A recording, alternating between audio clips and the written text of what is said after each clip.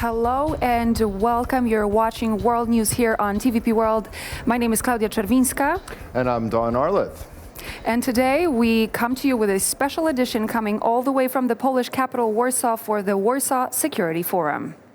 That's right. We've got a lot of high-level guests here in attendance, literally thousands of people probably here at the Warsaw Security Forum, one of the most important events in this region, this part of Europe. And of course, some very high-level guests, as I mentioned, from the United States, from Asia, and beyond. It is definitely an event that is putting together all these high-profile guests from the Department of Defense, Security, Cybersecurity as well. So this is something where all eyes and ears are in Warsaw today as we're talking about some of the most burning subjects when it comes to the regional security. We had an opportunity before to speak to some of our guests, of our guests here in our studio, and we would like to share some of the sound bites that we found interesting. So let's have a look at the first one. We have a soundbite from Michael Johansson, the president and CEO of Saab, one of the biggest defense companies in Europe, coming from Sweden. Let's hear what he had to say. We share now some capabilities across borders, and I think there's more to do. I mean, so far we're implementing the reasonably the same type of naval capabilities when it comes to SIGINT, electronic warfare at sea, and I think how we can share intelligence going forward, which is up to the defense forces, of course, will be a possibility. And then we will actually fly the same type of airborne early warning capability in Sweden and Poland. We've just delivered 2 aircraft from Saab. So that was Michael Johansson, the president and the CEO of Saab, as I mentioned, one of the biggest defense companies here on the continent, and a company from Sweden. And I found it quite interesting how during our interview he spoke about the importance of the defense cooperation, the defense and security cooperation with Poland, pointing out that Poland is ahead of the game, that we here are spending at this point a massive portion of our GDP into defense, into preparing for whatever comes from the East.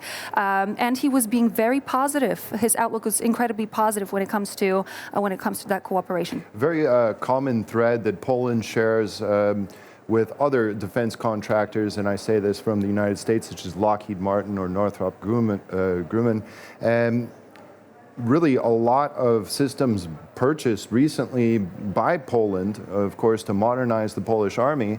And this is something that for American contractors is probably one of the most important countries in Europe at this point, just because of the vast amounts of money that they're spending on defense.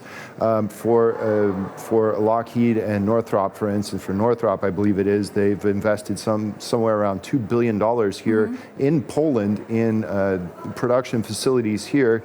And this is the largest such facility outside of the United States.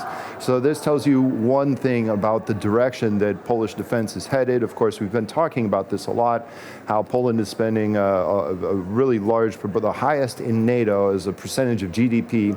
Poland is currently spending on modernizing its forces. It absolutely makes sense, considering that we are part of the eastern flank, definitely one of the big influences on NATO's and Europe's borders. So this is something that is incredibly important. He spoke about Mr. Johansson, he spoke about the cooperation between Sweden and Poland in terms of defense and security, but he also made a very clear point during our interview where he said that other countries should actually take example from Poland and should follow in our steps, because even though companies such as Saab, the Swedish defense company that specializes in high-tech defense, airspace, all of these countries should be following simply because they are not playing up to their game. And another thing that it was a very significant point that I saw made, and that is that if you look at some of these post-industrial societies where they used to have this vast capability to produce, that situation is sort of changing around the globe, in the United States, in Western Europe. It's a change in paradigm, and this is what I heard also from one of our guests, the MEP from France, Mr. Bellamy, who said this is the change in paradigm. But it's not only a change in paradigm where we have to change the way we're approaching armament in our countries. It's also going to be a political change, so to speak, because this is going to change the treaties and change the rules that were set in place before. Right. With the United States, they're saying this is a great opportunity to actually expand production abroad because it can't be done quite at home because of the loss of the manufacturing base. But in order for this to take place, there has to be cooperation agreements to share some of the technologies and some of the oftentimes very secretive high-tech technologies. So this can be an opportunity to expand the industrial base to other countries beyond. Now I believe we have another one of our guests that was speaking, Deputy Minister for Climate. This is Deputy Minister Bolesta here in Poland. He was talking about the green technology and how it needs to be produced here domestically. We've all heard about the massive tariffs slapped on Chinese EVs. And of course, many countries in Europe seeing this as a competition point between China, not allowing a strategic industry, because I think the green technology industry is pretty much considered as such. So not to allow China to take advantage of the game, and of course, weaning ourselves here in Europe of continuous supplies of Russian oil and gas. Let's take a listen.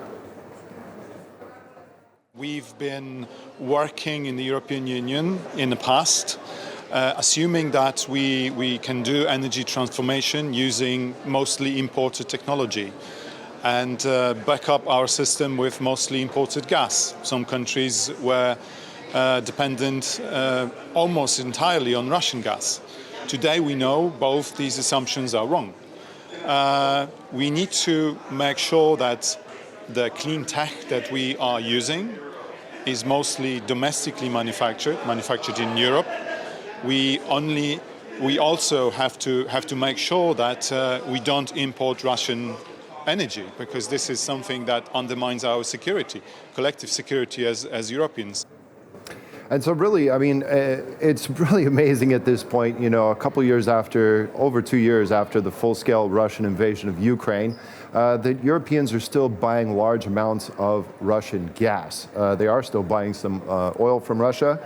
But actually, it just came out recently that Russia is still in the #1 place as far as LNG imports to the European Union are concerned. Oh yes, definitely. We actually discussed that with Mr. Bellamy as well, because he definitely, as an MEP from France and the vice chair of the EPP group at the European Parliament, he wanted to show that France is trying to pursue this goal of having cleaner energy. And what I found quite interesting is during my research for that very interview, I found out that it was in 2014 when France actually wanted to withdraw the nuclear power, which then they delayed the process in 2019 and then completely removed it from their schedule in 2023. So right after to actually shut down nuclear power plants. So I find it quite interesting how we're, as you mentioned, Europe is still purchasing gas from Russia.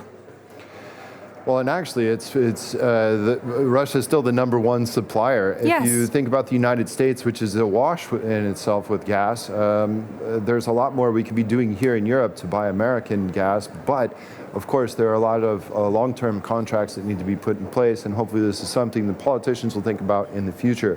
Well, now we'd like to go to the Deputy Foreign Affairs Minister of Poland, that is Teofil Bartoszewski, who also talked to us. Let's take a listen. I wish Mr. Rutte to be as good and as successful and as efficient like departing Mr. Stoltenberg, who proved to be an excellent Secretary General. And I hope Mark Rutte will do a similar very good job. And so this was Minister Bartoszewski. Definitely a big change in the NATO taking place today, isn't it, Don?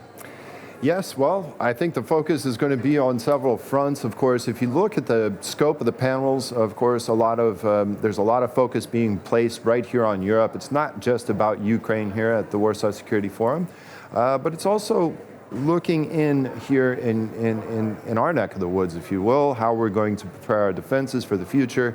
Of course, a lot of people talking about Russia potentially becoming an aggressor here in the European Union. But as far as the situation currently looks, I don't think we have to fear that. in the immediate future, but it's definitely something that Europe will have to look forward to. Another issue is the United States elections coming up. Of course, Definitely, there's this still a lot could definitely change the balance of power in the NATO, and it could change it for the worse, as some fear, depending on the outcome of the November election. Well, now let's go to our reporter, Marek Steele, who is downstairs somewhere, and he has something for us. So let's go to Our Marek. eyes and ears.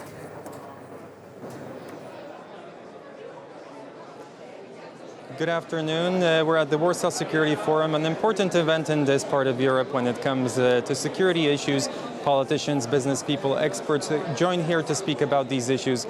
And joined here with me today to speak about this very event is Professor Katarzyna Pisarska. Hello and welcome, co-founder of the Pulaski Foundation and chair of the Warsaw Security Forum. Welcome. Welcome. Thank you very much for being here with us today. Thank you. So what you can tell me about the Warsaw Security Forum, what are the key points and main themes here? Well, this is the 11th edition of the Warsaw Security Forum, and the theme is Thinking Europe Anew. And our focus is really to talk about Europe as a provider of security for its own needs and for the continent as such. There are three elements that are the most important in our discussions. A swift Ukrainian victory. What do we do for Ukraine to win and Russia to lose the war of aggression? Number two, what can we do for Europe to provide more in defense, including strengthening its industrial defense base? And number three, are we willing and able to protect our lifestyle, the type of life we live, by promoting democratic values, by promoting strong democratic institutions, but also by supporting enlargement of the European Union and NATO to the east, to the Western Balkans. So these are three main themes that we evolve around in almost 100 formats, 2,500 participants, 90 countries, and 60% of them coming from outside of Poland. So which of these discussions have already taken place and which are still anticipated? So in the morning we opened the defense track with the Minister of Defense of Poland, but also a number of other ministers from the region. And we've discussed, of course, the military aspects, the details very often of how to strengthen the military edge of Europe. In the afternoon, we're just waiting for President Andrzej Duda to arrive, but also the Marshal of our Sejm, Szymon Hołownia, and Minister Radosław Sikorski. All of them will give a broader outlook on what's happening with the security of the region, and I'm sure they will talk a lot about Ukraine. So I know the forum only started this morning, but perhaps we have already reached some conclusions during this forum, have we? Well, I think we are on many issues more united than we think. One of the conclusions was, and many members of our community said that they were expecting a much bigger Ukraine fatigue after 2.5 years of war.